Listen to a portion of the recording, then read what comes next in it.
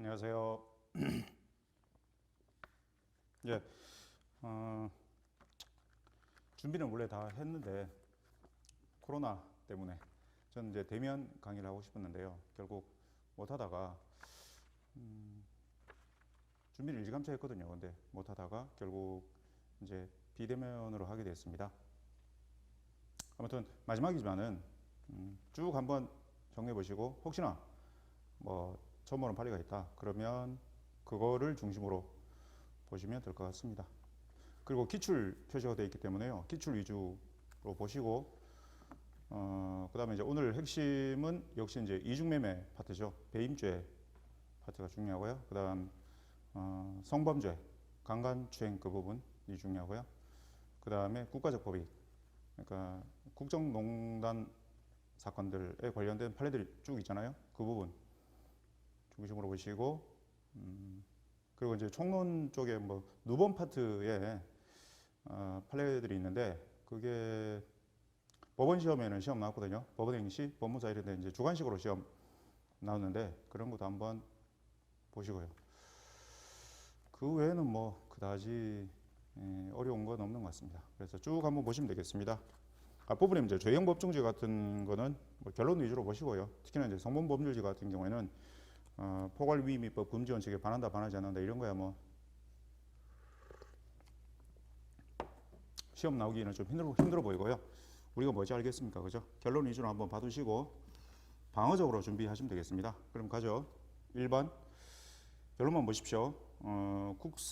국제조세 조정에 관한 법률의 위임에 따라 시행령, 법의 위임에 따라 시행령에서 구체화될 신고 의무자 판정 기준에 그 외국법인 내 의결권이 있는 주식 100을 직접 또는 간접 소유한 내국법인을 실질적 소유자, 그러니까 완전 모회사를 실질적 소유자로 판정하는 기준이 포함될 수 있음을 충분히 예측할 수 있으므로 완전 모회사인 내국법인, 완전 자회사인 외국법인 명의의 해외 금융계좌의 실질적 소유자, 그러니까 완전 모회사인 내국법인을 거기죠. 완전 자회사인 외국법인 명의의 해외 금융계좌의 실질적 소유자로 정한 뭐 국제조세 조정에 관한 법률 시행령 부분이 국제조세 조정에 관한 법률의 위임 범위를 일탈하여 무효라고 볼 수 없다라는 결론입니다.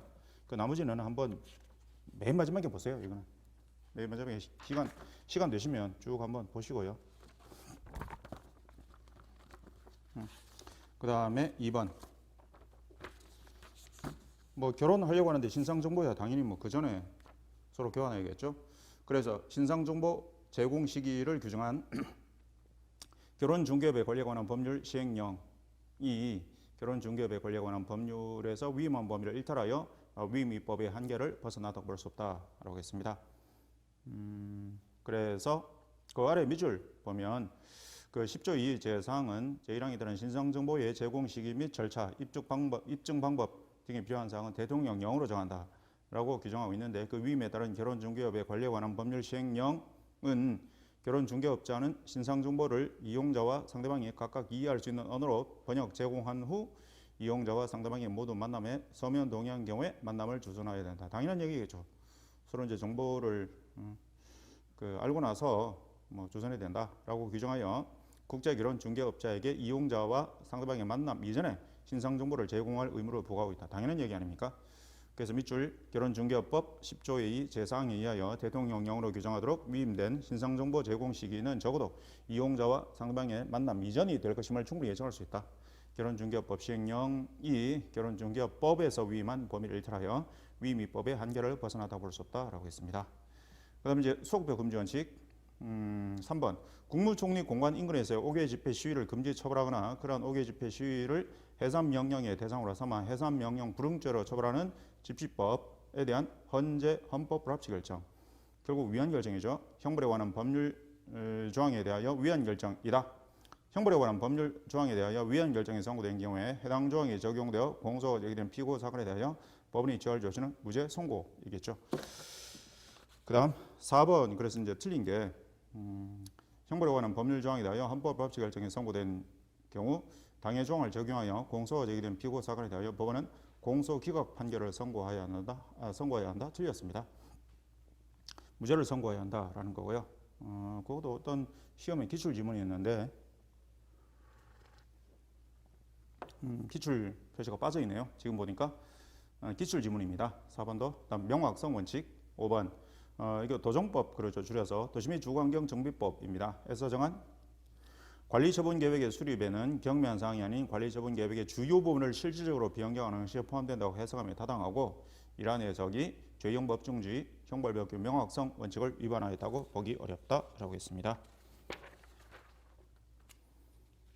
다음에 이제 유치해석 금지 원칙 6번. 이게 이제 법원행시 시험 나온 지문이고요. 올해 형벌법규의 해석은 엄격하여야 하고 명분의 형벌법규의 의미를 피고인에게 불리한 방향으로 지나치게 확장 해석, 유치해석, 죄형 법중주의 원칙에 원하는 것 허용되지 아니하나 형벌법규의 해석에서도 법률문의 통상적 의미를 벗어나지 않는 한 법률의 입법 취지 목적, 입법 연역 등을 고려한 목적론적 해석이 배제되는 것은 아니다. 7번. 대부업 등의 등록 및 금융 이용자 보호에 관한 법률에서 규정한 금전의 대부, 그건 돈 빌려주는 거죠. 빌려주고 뭐 이자를 받고 빌려줬으니까 돌려받고 이런 개념이잖아요. 빌려주고 돌려받고 이자를 받는다라는 건데요. 그 개념 요소로서 거래의 수단이나 방법 이하를 불문하고 적어도 기간을 두고 장래 일정 액수의 금전을 돌려받은 것을 전제로 포인트. 돌려받은 것을 전제로 금전을 교부함으로써 그게 대부죠. 빌려주는 거죠. 신용을 제공하는 행위를 필수적으로 포함하고 있어야 한다. 돌려받아야 된다. 주고서. 근데 저와 같은 용역을 할인하여 매입하는 거래를 통해 금전을 교부하는 경우에 할인 매입한다.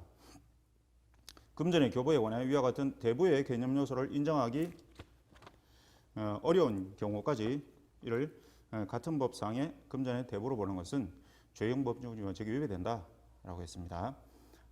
그래서 지금 이제 제목 달아놨잖아요. 이게 이제 대법원 공식 오피셜 제목입니다.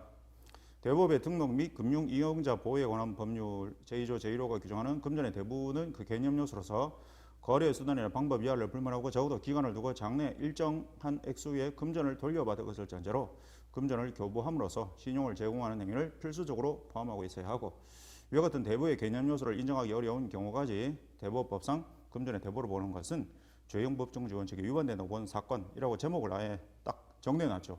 그 정도 마지막에는 이제 이 정도 보시면 되겠죠. 그래서 이제 그다음 밑줄 보시면 대법법이 규정하는 금전의 대부는 개념 요소로서 거래의 수단이나 방법 이하를 불문하고 적어도 기간을 두고 장래 일정한 액수의 금전을 돌려받은 것을 전제로 금전을 교부함으로써 신용을 제공하는 행위를 필수적으로 포함하고 있어야 한다. 그다음 밑줄. 그래서 금전의 교부에 관해 위와 같은 대부의 개념 요소를 인정하기 어려운 경우까지 대법법상 금전의 대부로 보는 것은 그 대부업법 등 그 조항의 문헌에 가능한 의미를 벗어나 피고인에게 불리한 방향으로 지나치게 확장해석, 유추해석, 죄형 법중주의 원칙에 위반된다라고 했고요. 8번 무슨 내용이냐면 상품권이죠. 피고인 인터넷 사이트에 소액 대출 및 소액 결제 현금화. 지금 당장 이제 돈이 급전이 필요한 사람들한테 이렇게 이제 상품권을 소액 결제하도록 만드는 거죠. 그래서 소액 대출 및 소액 결제 현금화 등의 문구를 적시한 광고 글을 게시하여 이를 보고 접근한 의뢰인들에게 문화상품권을 소액 결제하고 만 원짜리 이제 소액 결제하게 한다라는 겁니다. 그 구매 후 인증되는 문화상품권의 핀 번호를 자신에게 알려주게 하여 문화상품권을 사고 그 핀 번호를 알려준다는 거죠.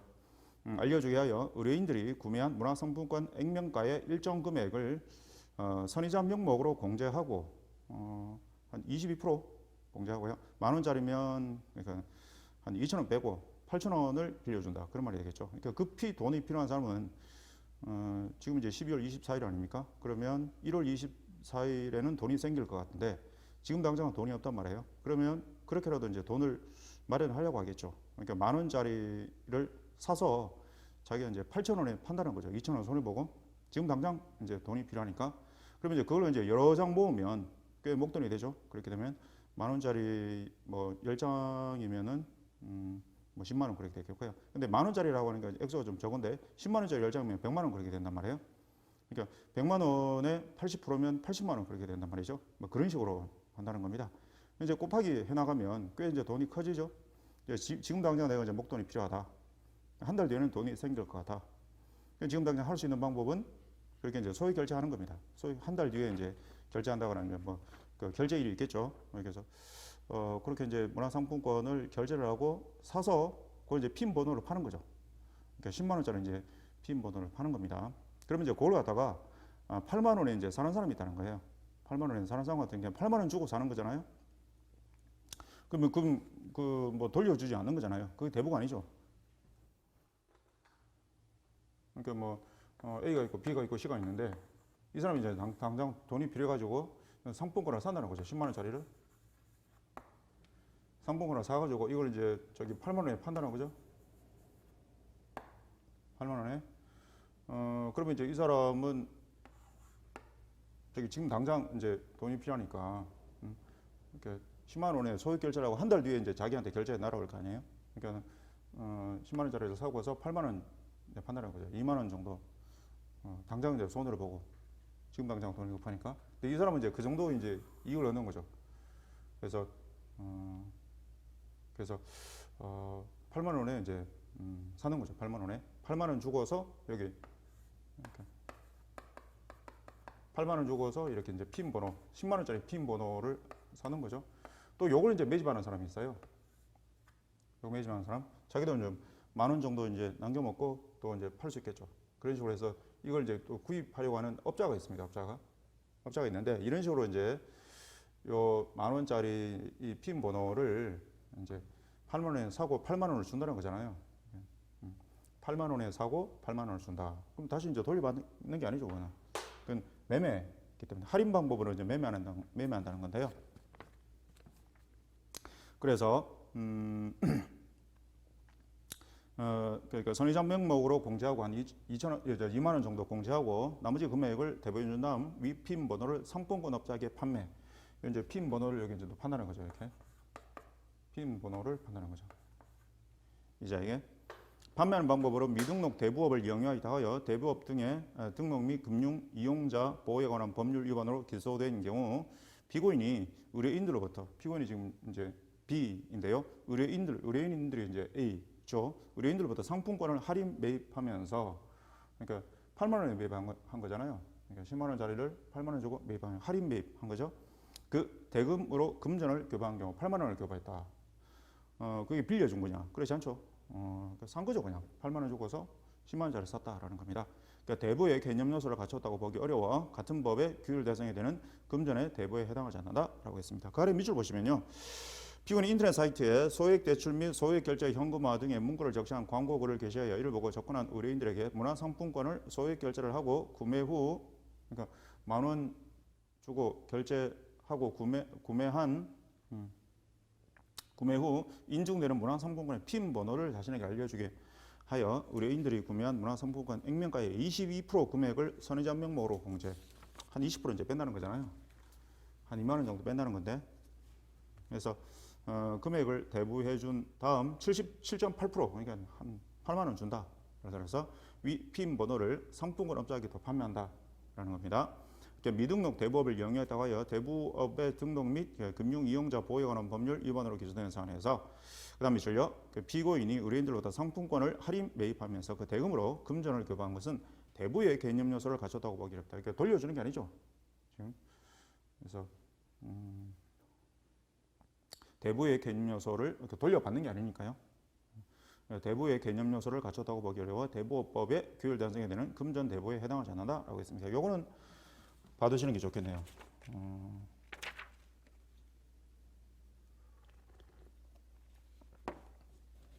네, 그 별표 쳐놨거든요. 별표 쳐놓은 거 그리고 기출 표시돼 있고 별표 쳐 있는 거 중심으로 보시면 되겠습니다.